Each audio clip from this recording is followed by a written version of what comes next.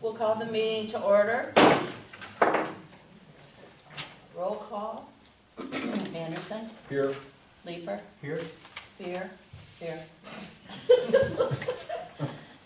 McNeil. Thank you. Cummins.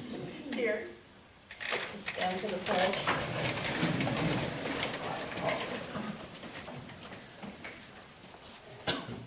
I pledge allegiance to the flag of the United States of America and to the republic for which it stands, one nation under God, indivisible, with liberty and justice for all.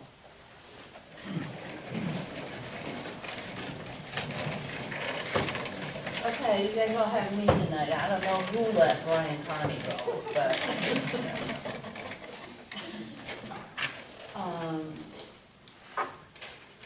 if you've all looked at the agenda, are there any additions or corrections? If not, I would take a motion to approve.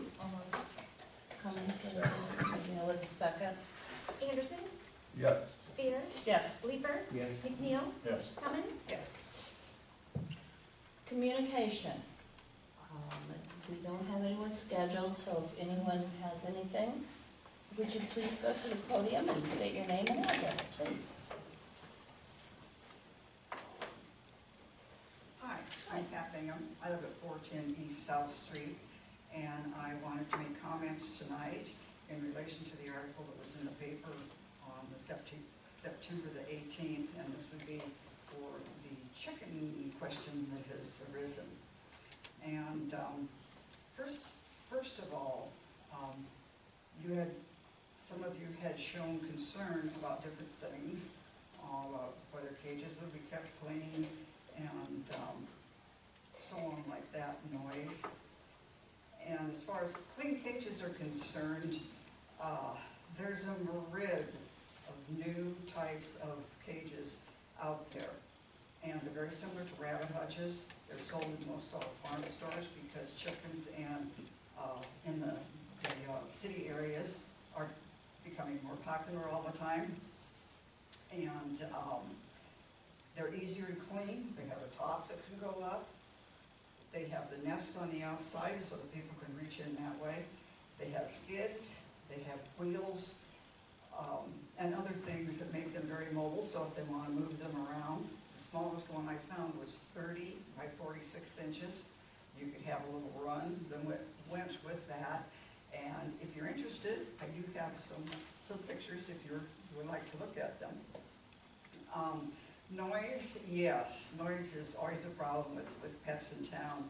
And needless to say, I would assume even if you passed an ordinance, you would not allow roosters.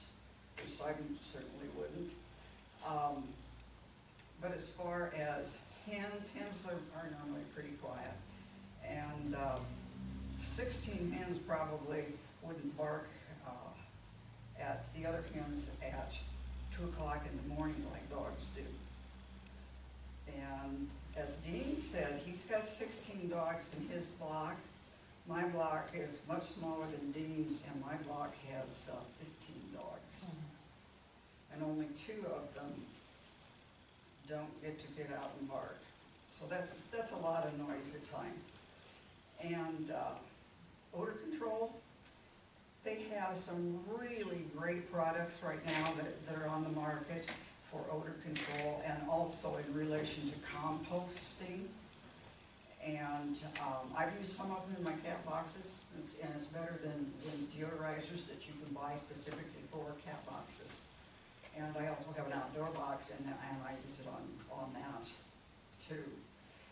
If you have a small number of hens and sufficient space, you probably aren't going to run into the types of problems that we do with confinements, be it hogs, chickens, or whatever. And as we all know, when we've gone down the road and all of a sudden go, whoa, that it's a problem when you put high quantity of animals in a small space. The coops sometimes are even made out of cedar, which helps with the odor control. They sell a lot of wood shavings don't use straw, they use wood shavings, and I guess that's a little easier to handle also. And I think that if you're consistent and you get your heads together and have well planning about the limits and bounds, maybe even want to consider permits for people that might come in, put a cap on how many head you want. Dean asked me one time when I was talking to him, would I have one? Yeah, I sure would. In fact, quite coincidentally, at coffee in the past year, the gals and I have talked about it a couple times, and I would enjoy having chickens. My first chickens I had when I was 10 years old, so I do enjoy them, I must say.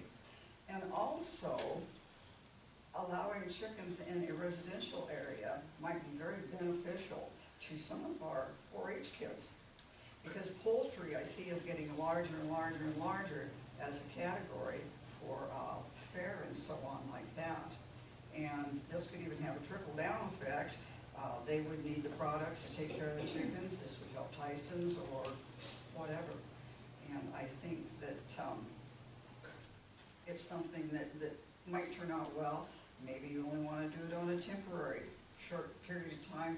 Give it a try and see if you really think it's going to work out. Other things undoubtedly would pop up that none of us had even thought of.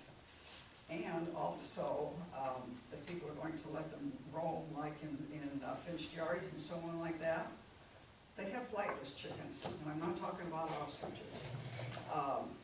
They have this little chicken that's about this tall. It looks like a rabbit on 2 legs because its feathers are just like Angora, and they don't really have tail feathers and the wing feathers that they need to fly. There's also a very large chicken, about like that, and those are called Brahmas.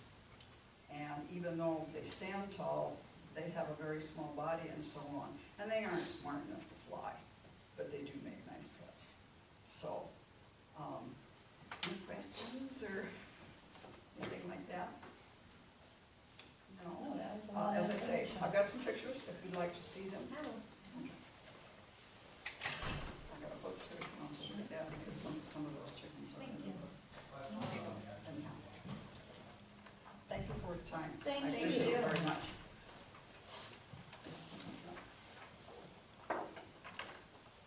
Anyone else?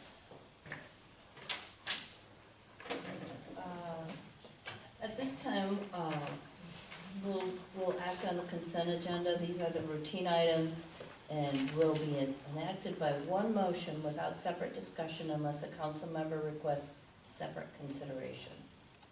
The approval of the council meeting minutes, September 16th. Approval of Development Director's Report, September 2019. Approval Library Minutes, September 9th. Approval Library Director's Report, August 2019. And the approval of the Claims Register, which includes claims paid under current purchase policy, public policy. If there's none that need to be pulled out. So moved. Second. Second by Cummins? Spear, Yes. Lieber, Yes. McNeil, Yes. Cummins, Yes. Anderson. Yes. All right. We don't. We'll go on to old business. And we're gonna apparently address exactly what I was talking about, the response to allow chickens in the city limits. Yeah, this, as you know, started by another person who spoke under communications a couple of meetings ago. They were looking to move to town, had a house picked out, but didn't want to move here if they found they couldn't have chickens. And so she was making the case for an ordinance that would allow that. And this was on the last agenda, but we only had 3 out of 5 of you here, and this is the kind of decision that if you go forward, you want to have all 5 here to decide. So this item about a response to allow chickens in city limits is not the final action. I guess we're asking for guidance as the city staff. Do you want to go forward with such an ordinance? Or do you want to stop here and say you're gonna stay status quo, which would mean not allowing chickens? There is one thing that, well, a couple things that I wanted to add. Even if the city had an ordinance that allowed chickens, people might want to check their subdivision covenants, especially in the newer subdivisions. Covenants usually run 21 years and then they can be renewed. When I've seen covenants in my past work, usually in the first 5, there's a prohibition to chickens and other type of fowl. So while there might be an ordinance that allows it, anybody in the subdivision could oppose it. Now, that would be a private matter. That covenants are within the subdivision. Covenants wouldn't be a city matter. But I've seen covenants block things like duplexes and zero lot line construction, where, one party who lives in the subdivision points out a covenant that is being gone against. So that is something that people might want to check out if about their, and typically that's in your abstract that shows, what your covenants are. The other thing I think we have to be concerned about is if you go forward, how narrow. As you mentioned, you mentioned a lot of pretty narrow rules or regulations. Will people follow those? Will they do the types of things that you mentioned would be good ideas? And if they don't, who with the city would be involved with the abatement of such problems? So those are things that we'd have to figure out too. Go ahead, Pat. If you were to appoint like a committee, choose someone or some persons to help with this, can it come from the community in general, or does it have to be a city employee or something like that? Well, I noticed, I was looking at the Clarence ordinance, they have one. And they have something called a compliance committee of 3. And that's a citizen committee. Now, I don't know exactly how they're used.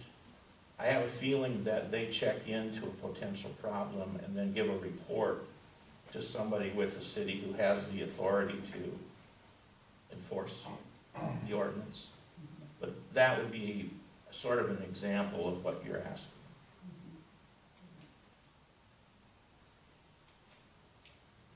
And I think she brought up on all the different sizes and types of chickens that we can, those are things we would want in an ordinance of how many It's pretty common to see a limit on the numbers, limits on like a minimum size of a coop, or a certain amount of square footage per bird would be allowed. There'd be setback requirements. In some of those cities, you have to go around to your neighbors and get them to sign off that they're okay with it. Now, I don't know what happens in those situations if somebody signs off and then later rethinks it and says, this isn't what I thought it would be.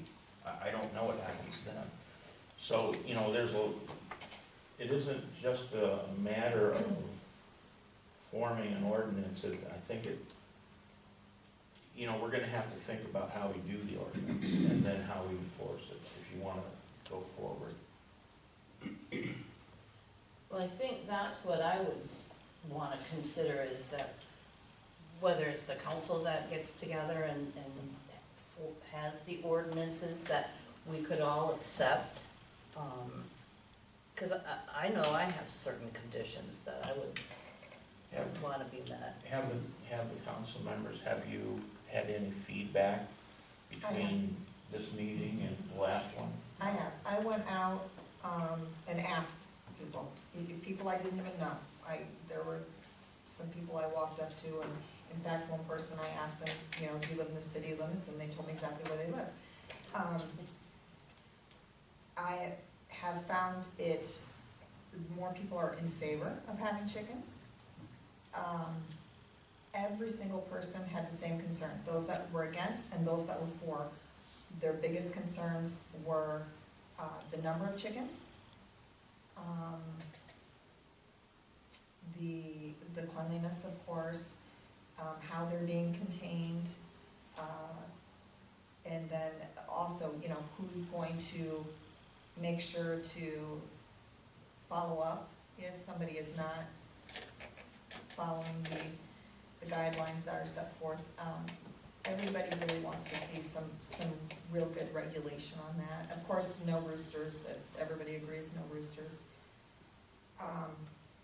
Yeah, I found, surprisingly, I was surprised, I shouldn't say surprisingly, I was surprised how many I did find in favor. I wasn't sure what I was gonna find, but, yeah. And then I've done a lot of looking at some different places.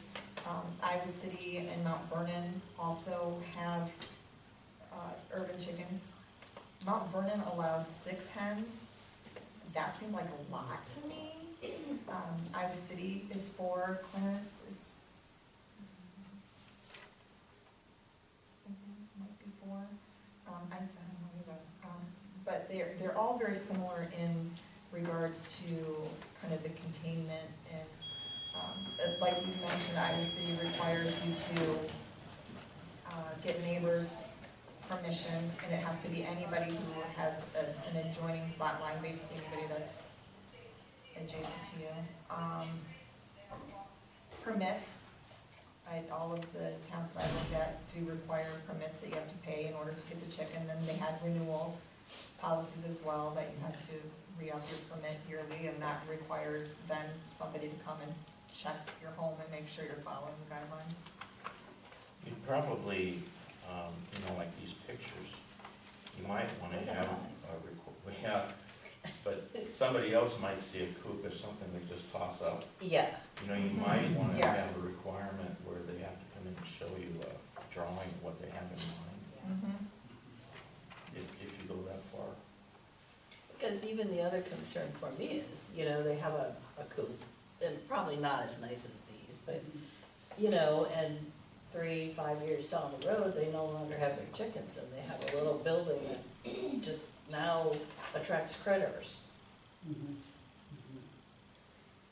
Well, I noticed, I didn't think about that, but I did notice that at least one of them for sure,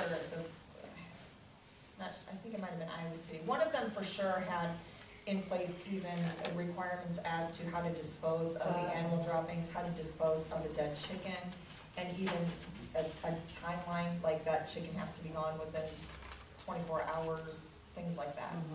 So they even had requirements on that. And I think if we were to move forward, that's what we do, Yeah. I printed off Iowa City and Mount Vernon's, and I just think that's what we have to do, is kind of pull from different places and say, what are they doing? And, yeah. I agree. Well, if you go forward, somewhere down the line, you probably want to do some kind of a public hearing. You want to see what kind of reaction you get before you go to the point of drawing it all up. Yep, I would agree. Pat? When this was presented to you, didn't she present it? They were, like the dogs and cats, chickens that were for adoption. Yeah, they were rescue chickens, she said she had. And she was actually thinking in terms of pet rather than having them, which I think is designation you would want when you look at everything you write up? I did notice that, all of the ordinances that I read did say that all of these hens, you don't sell their eggs, they're layers for you only.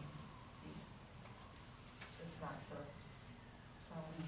Some hens don't lay that well. A lot of hens don't lay that well if there's not a rooster in front.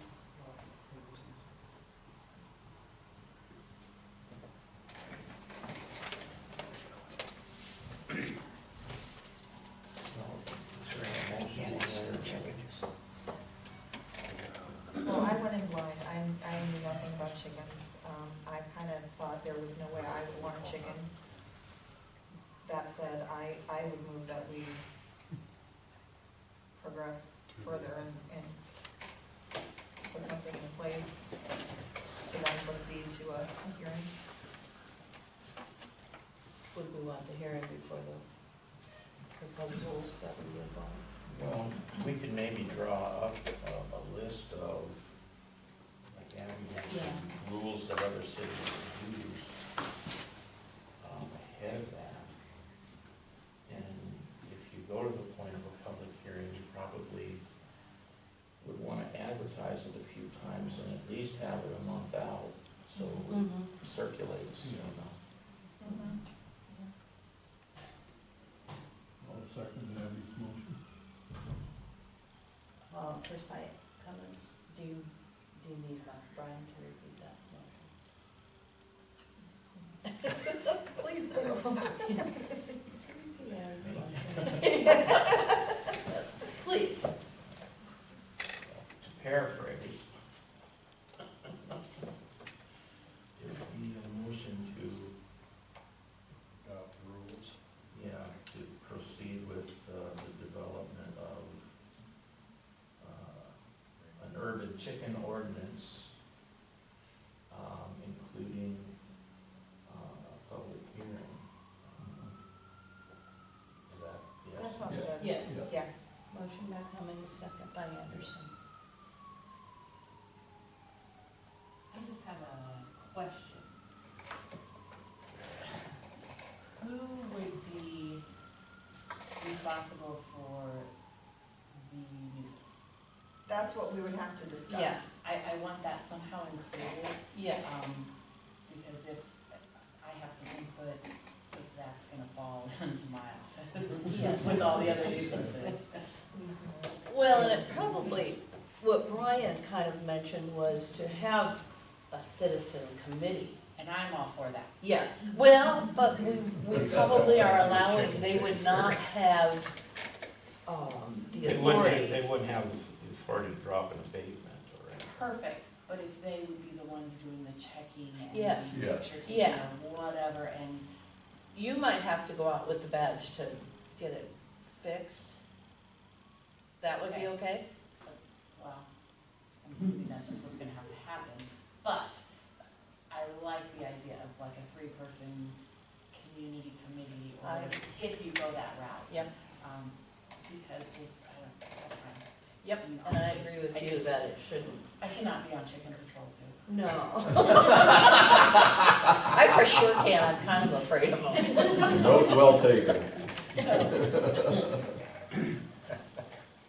Okay, moving on. Oh, Lisa? Sorry. Anderson, Yes. Leeper, Yes. Spear, Yes, McNeil, Yes. Cummins. yes. sorry. Okay, now moving on. We're going to ordinance number 569, an ordinance correcting and amending chapter 92, water utility rates, section 92.02 of the city code of ordinances. That was a staff error, namely me.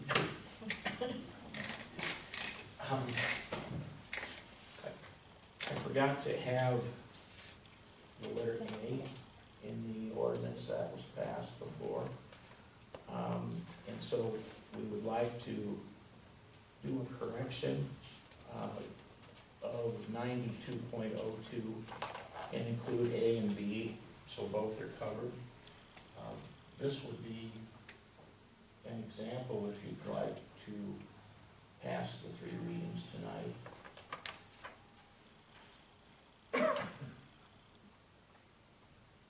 Mhm.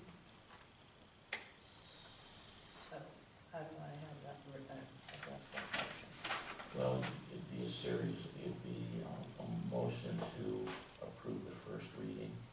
Then it would be a motion to suspend the rules and proceed to the second and third readings. Then it would be a motion to pass the second reading and a motion to pass the third reading. Okay. Emotion, all that. Can I have a motion to approve the first reading? So moved.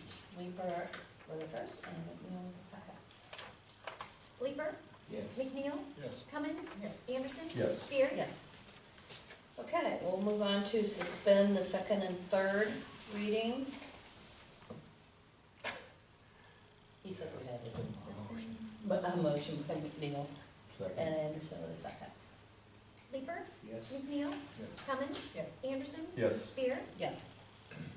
And we will proceed For the second reading. for the second reading. Motion, So Leeper Second. first, McNeil the second. Leeper, Yes. McNeil, Yes. Cummins, Yes. Anderson. Yes. Spear. Yes. And now we will proceed to the third reading. Suspend. To approve. Approve, yeah. Anderson with the first and Leeper with the second. Leeper, Yes. McNeil, Yes. Cummins, Yes. Anderson. Yes. Spear. Yes. Are we good? Moving on to resolution number 100319A. Resolution approving application for urban revitalization tax exemption filed by Darren and Kelly Geron. This is for a residential project. Again, if they are able to increase their assessed taxable value on the new improvements by at least 10% of what the assessed value is now, they would be able to get a 7-year, 100% tax exemption on the new improvements. So if the council approves this application, it would then move on to the county assessor for their consideration. I know this is like our second or our third one coming through like this. My question is, apparently, we don't have to approve this before they start the work, unlike, say, drip or drip. Right. Okay. In fact, you probably want, I've always suggested at least letting them get started Okay. before you approve it. Okay. All right. Yeah, That's it should- interesting that it, We should also mention, as people apply throughout the year, we ask the council to pass them, but they're not due to the county for, say, this year until after February 1st. And then, no, they're due to the city by February 1st. What we get during that period of time are due at the county by March 1st. And then by April 1st, the assessor's office acts on these. So these urban revite applications aren't gonna have a final decision until April of next year. because it's 6 months behind with the taxes. Well, it's that long, you have to wait to field the applications. Oh. And they would rather do them all at one time rather than get them throughout the year, yeah. Okay, if there's no questions on this, I would take a motion to approve. I'll move. So the first, and let me move the second. McNeil, Yes. Cummins, Yes. Anderson. Yes. Spear. Yes. Leeper. All right. Moving on to resolution number 100319B. Resolution approving application for urban revitalization tax exemption filed by John and Bonnie Dornfeld. This one is different than the typical urban revitalization or tax exemption application. The Dornfelds already have passed TIF agreement on the same location. So that's in place for 5 years. That started in 2016. It would run until their taxes of the fall of 21-22. Any new improvements then that they add to their project since January 1st of this year, if those improvements further raise their assessed value by at least 15%, those improvements would be eligible for the graduated tax exemption that is given to commercial and industrial property. So we worked with the county assessor, and actually the table started with Melissa. The county assessor's office amended it to what you see in the resolution. So it would be, it would follow the progression that's laid out here. TIF would then turn into urban revitalization.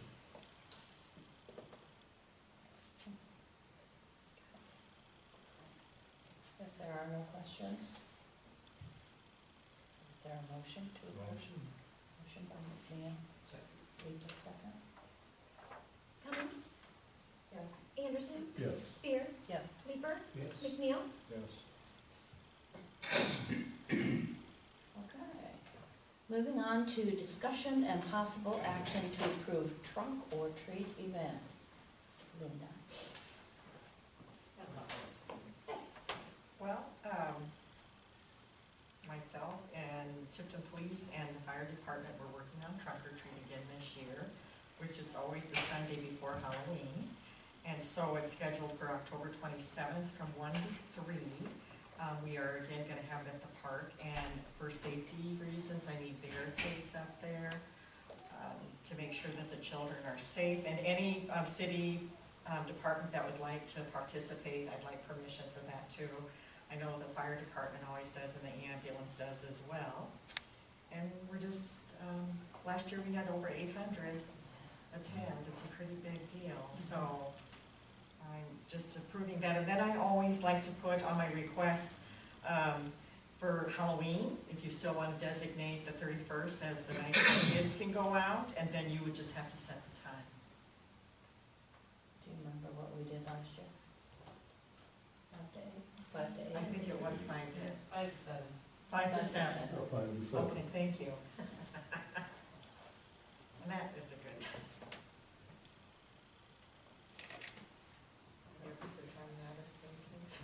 You can set it all you want, but. I finally shut the light off. Yeah. All right, is there a motion to approve the trunk or treat and the Halloween night with 5 to 7 as the time? Anderson? And the barricade for the street. Yeah, and the barricade to be Yeah. 5. Okay. Anderson the first and McNeil the second. Thank you. Anderson, Thanks, Linda. Anderson, Yes. Spear, Yes. Leeper, Yes. McNeil, Yes. Cummins.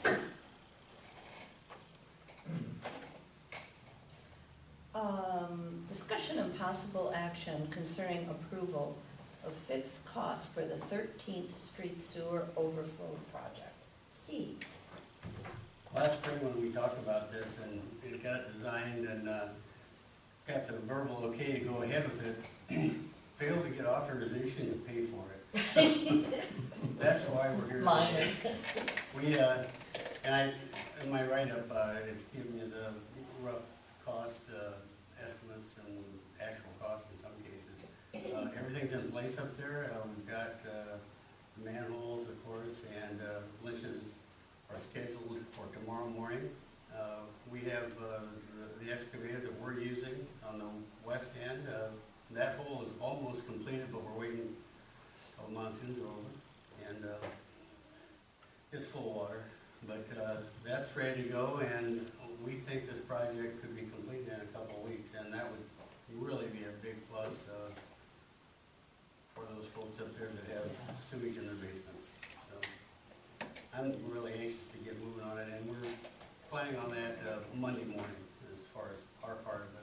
I'll be with Lynch's tomorrow, but our crew will start Monday morning. So, Do can you have any idea on the engineering cost yet? you know, I don't know for sure, Pam, but I'm gonna guess it's 8 to 10,000 maybe. Based on what Jack's original estimate of 120,000 was, I'm gonna guess it's somewhere in that range. I could have called him, but in fact, I can report back on that if you'd like. But Well, I mean, they estimated 120,000.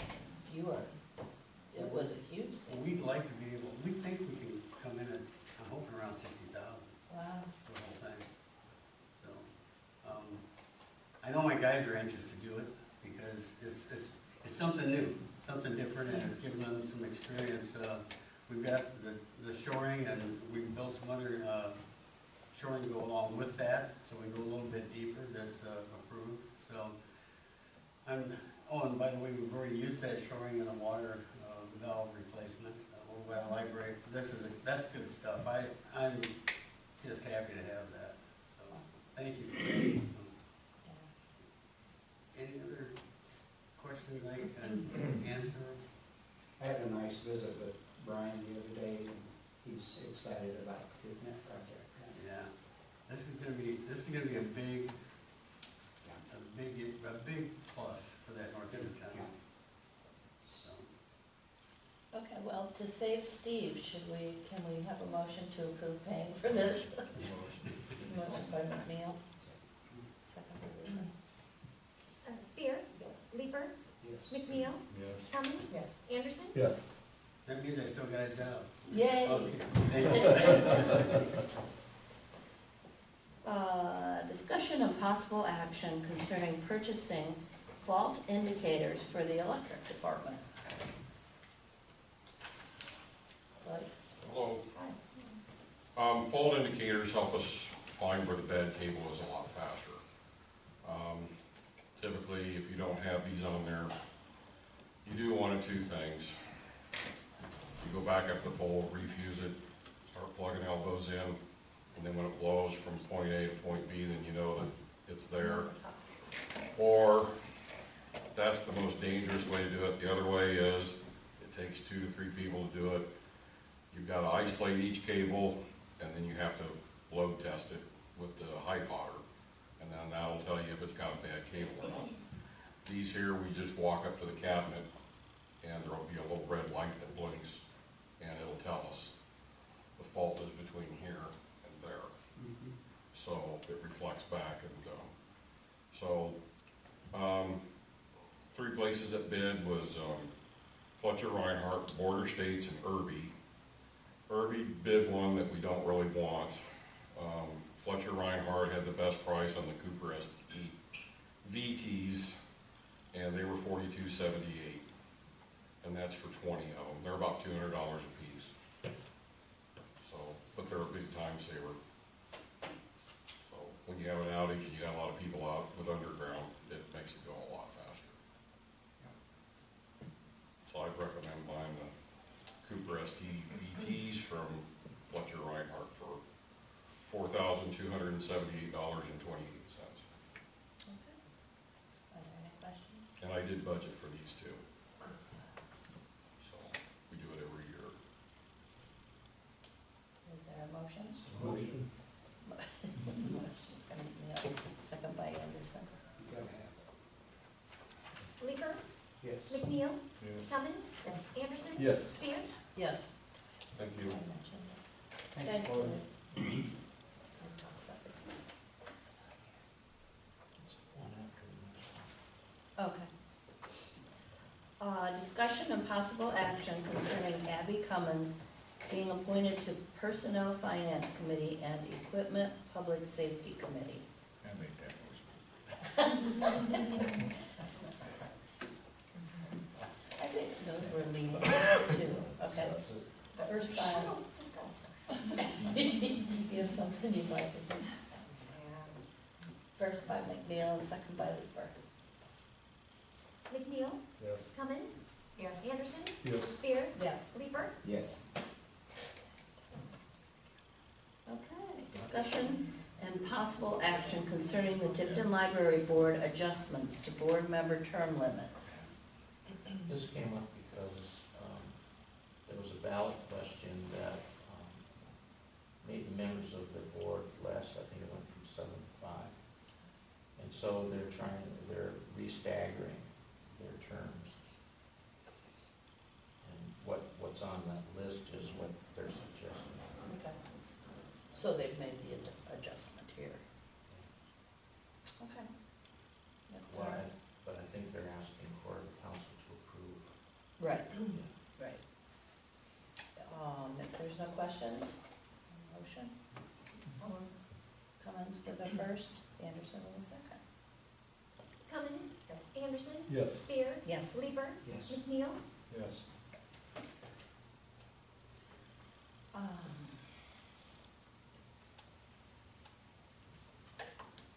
Discussion and possible action concerning the request to put an ad in the paper requesting bids for the fire department's 1977 Monarch boat. They purchased a new boat, so they would like to sell their current boat they will not use anymore, so they would like to give permission to put an ad in the paper to request bids for that sale. Yeah, might as well, huh? First by Lisa. Okay. But, Anderson? Yes. Spear? yes. Leeper? McNeil? Yeah. Cummins? Yes. Okay, the goal setting update, Brian? Yeah, at your last meeting, you wanted to possibly set up possible dates for goal setting in January. I spoke with Pat Callahan, and 2 dates that he has open are Wednesday, January 22nd, and Monday, January 27th. That's not a council meeting Monday. He would like it to start at 5 p.m. on either night. Depending on if you want to choose one of those dates, or you can leave those dates open, those 2 dates, depending on the outcome of the election. The council that's coming in may want to choose one of these 2 dates, or the council that's coming in may want to say, we want more time in office, and we're going to choose a date that's further into the year. So the suggestion here is for whoever's going to be on the incoming council, we try to get an idea soon after the election, so Pat doesn't have to hold both of these dates. So that's the proposal now. I guess I wanted to see if anybody knew of any problems with the 2 dates that are suggested.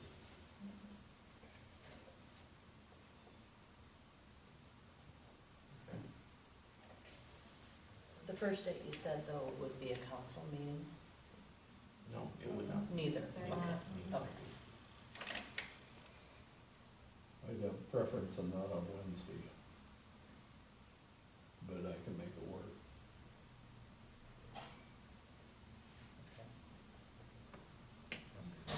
I'm good.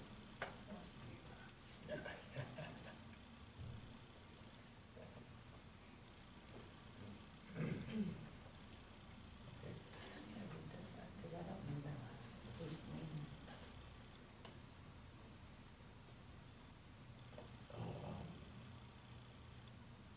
Steve, Roy's last name, how do you pronounce it again?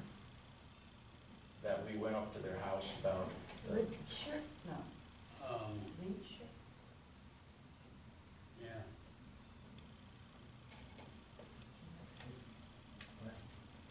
I think it's Leacher, Leacher. No, it's, yeah, Leisure, L-E-I-S-C-H-E-R, I think. Yeah, Leacher. pretty close. Do I read this? If you want. Well, it's a nice letter from a citizen to Brian Wagner, Brian Brennan, Steve Nash, John Walsh, and the council members. Mr. Leisure and I wish to thank all of you for support for prompt work on the sewer purchase problem, I'm sorry, it's handwritten, on the sewer problem on North Avenue and the electrical work after the latest storm. It's great to know city officials are taking care of the city and its residents. Great work, Mr. and Mrs. That was very nice of them. All right, we are at the place of reports. The mayor's report, and I believe the actual mayor is wanting to change the November 4th meeting to the 6th, if that is possible. You would be out of town. And I'm all in favor of changing it. It's Wednesday. Is that okay with you, Dean? We have family meal every Wednesday night. Oh, and you go to the prison, don't Yeah. Bring them along. you? We'll ask Brian if You he want to can have make it pop up quick. here? Huh? Are you okay with that or I'm no? okay with it. Okay. All right. We so noted. The date being Monday, what? 6th as opposed to the 4th. Any council reports? Any committee reports? City manager's report. I had something that I wanted to bring up. You know, since it was a letter to the paper, I was hoping that Stuart could be here when I mention it. It's a letter that is titled, "Why We Need a Utility Board." It was in the last edition. I think it has a number of problems, a number of presumptions in it. I could do it tonight if you want, or I could do it at the meeting on the 14th when the paper might be here to cover it, since it was a letter in the paper. Do you have a preference? Makes more sense to me. Yeah, I think it should be paper material myself. It saves me from writing part 2 of my article. What about that letter? Yeah. Yeah, you do it for me.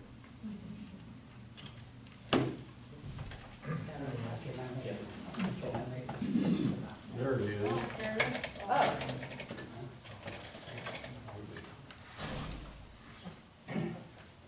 Do we want that up or not?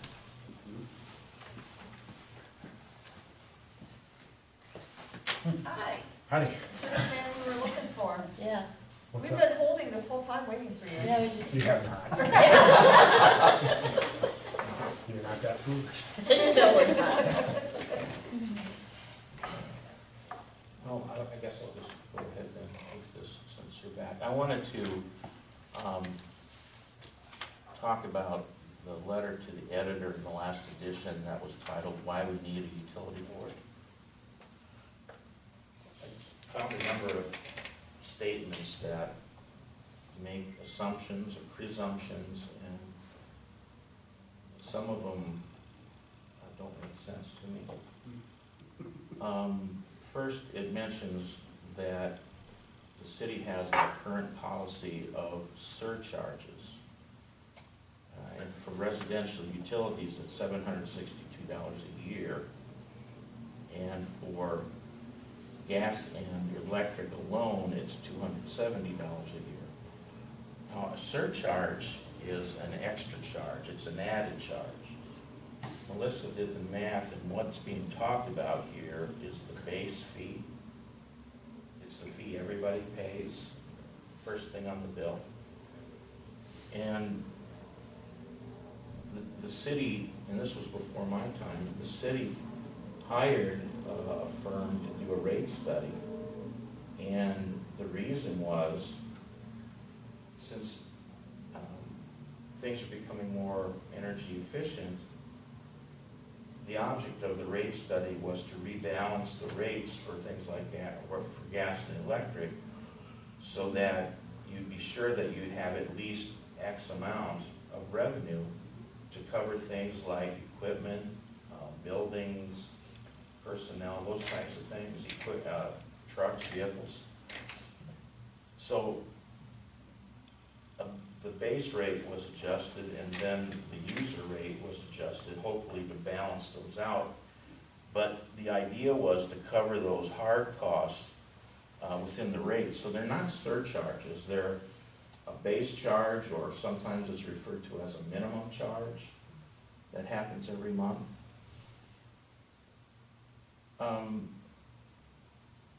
Going down in the letter, it says that if those base charges or surcharges, as they are called here, are eliminated, it says that the electric and gas utility surcharges would be converted to property tax and should gradually be decreased until eliminated. That's a heck of an assumption, especially for a utility board that hasn't been formed yet and hasn't been appointed and may not yet be appointed. There's no connection between the electric and gas base rates and property tax. There isn't. And if the base rate is eliminated, what we would have then are just user rates. Well, if a utility board eliminated everything but the user rate, they'd have to make a decision that they would either raise the user rate to replace what they're losing in the base rate, or if they kept the user rate the same, they'd have to risk a financial catastrophe because they're not getting those that minimum amount of revenue to cover the hard costs of those utilities.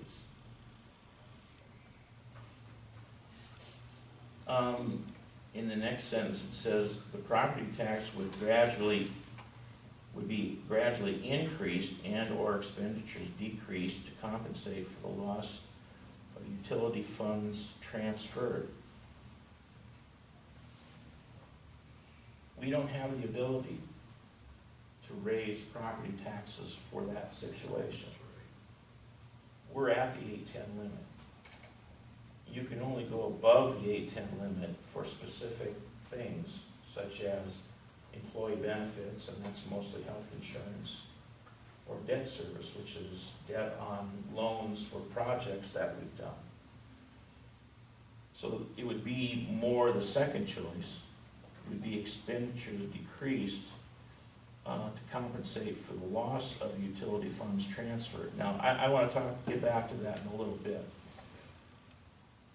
So we're talking about cuts, not an increase in taxes. We're talking about cuts. Further down in the last paragraph, it says meter reading and utility billing will continue without change. I don't know how someone is able to speak for a board that hasn't been set up yet. And if I can't make that assumption, I don't know how someone writing a letter about it can make that assumption. It says the electric and gas departments will be operated as they are, except under a utility board. Well, if they're going to be operated as they are, what's the justification for a utility board? Amen.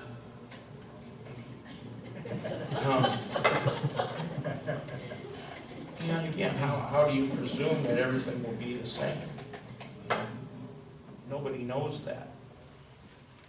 And then the last sentence is, most reporting will continue as is by the city finance director, that's Melissa, and provided to the utility board. That's another heck of an assumption. You know, for Melissa to be involved in a utility board, it would suggest that she would be doing their financials, she would be doing their treasurer's reports separately, and whatever else. and they're gonna have to pay a separate salary to her for her to do that.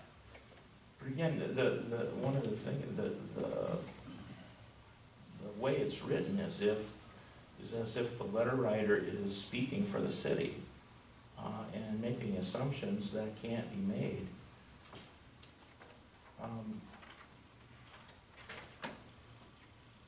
Now, the letter was entitled, "Why We Need a Utility Board." And nowhere in the letter did I see anything about the city mismanaging either utility. You would think that that would be a primary factor. Again, what I've heard as main reasons for doing this is the decision that was made over a year ago about supplying gas to the rural subdivision, which again, if there had been a utility board in place at that time, they might have made the same decision. And the second thing is to do with transfers. When it's a investor-owned utility, a private utility, like, for example, Black Hills Energy, something like that, or Alliant Electricity, it's called a finance, or it's called a finance charge, or a franchise fee, I'm sorry. It's called a franchise fee. When we do it, when those utilities are under the council, it's called a transfer. Or another way of putting it, those transfers are called pilot payments, or payments in lieu of taxes. Whether it's a franchise fee or a transfer or a payment in lieu of taxes, the idea behind it is it's a charge for that utility using the city's right-of-way. Now, a couple of meetings ago, I brought up a survey that the city of Indianola did, where they asked different communities that had privately owned utilities what their franchise fees were. And again, there were some that were at 2%, a few at 3%, but a very common amount was 5%. So I asked Melissa to show me what the difference would be if we had a 5% franchise fee and a 7% one, or a 5% transfer versus a 7% transfer.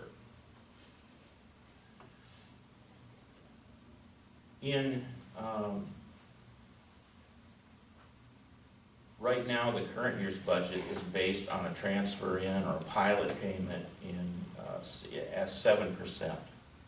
So let's just look at 7% versus 5%. What's the difference?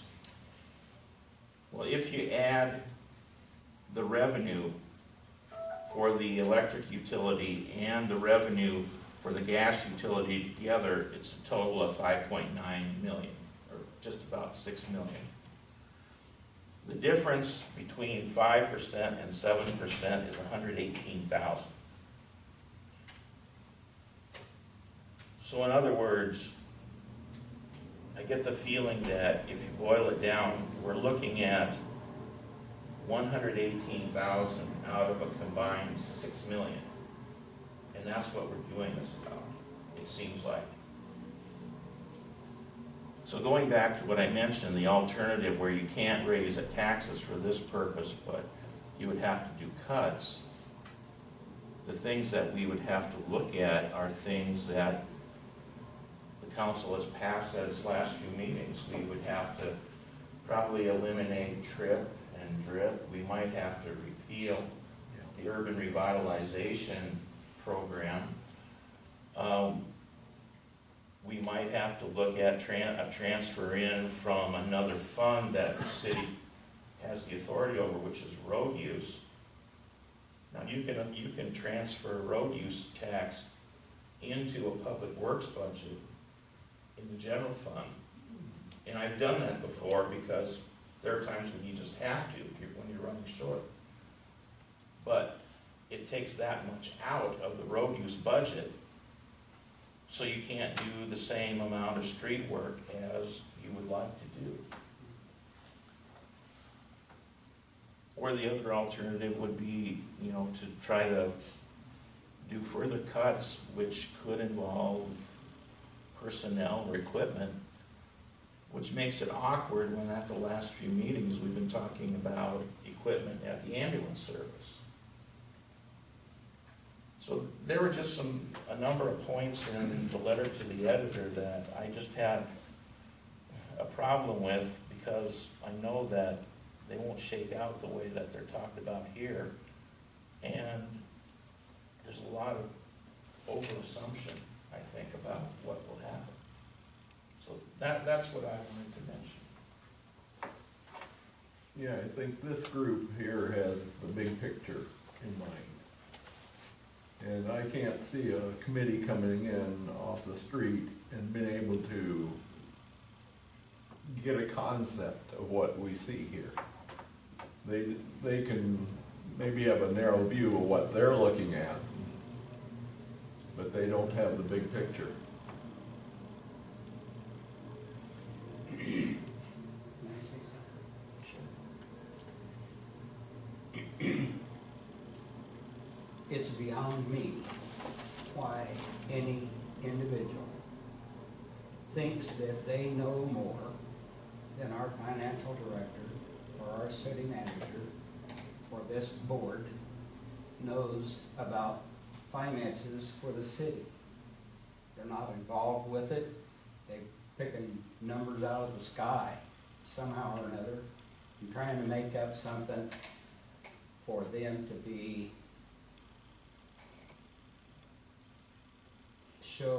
they show one of two things, and one I won't mention, because they don't know what they're talking about. They don't have the education. They don't have the training. So what makes them an expert? That gal right there on the end is the sharpest one we've had here in this position for a long time. She knows how to do her job. She does it well. And I'm thankful every day that we have her and this man and the rest of this council who have seen what can happen if we work together. In the last 4 years, we have done that. We have seen some improvements in street work being done and other things that have come to pass. And when you have these naysayers out there, it just makes me want to cringe because they're really showing how little they know. And like old Abe Lincoln said, it's better to remain silent and thought a fool than to speak up and remove all doubt. And when I see that, when I hear that coming from those people, I think of Abe. Because they don't know what they're talking about. It's just very simple. I've talked to people who have the utility board. I've talked to, and they like it, but they only have one entity on it. And the one guy said, we had to replace one because he died. He was 95 years old. So, but a utility board, this is it right here. You're looking at it. This is what we have as a utility board, is this council. And we have the expertise and the people over here that are doing the job for us here in town. And they don't have that expertise. They haven't done their job. And they don't know what involved with it. So I think they'd be better off if they just let it alone. Leave it alone. We don't need a utility board, we have one. An elected one. An elected utility board. Yeah. And I just, the last few meetings, I know I've asked questions about this. And the letter writer appears to have it all figured out. And I have a lot of questions yet on how this will filter down and how you would be used in the situation, how Melissa would be used, and, the public and myself need to know those answers before we can move forward with it, so. It's interesting. All right, moving forward, if there's no more discussion on that, department heads?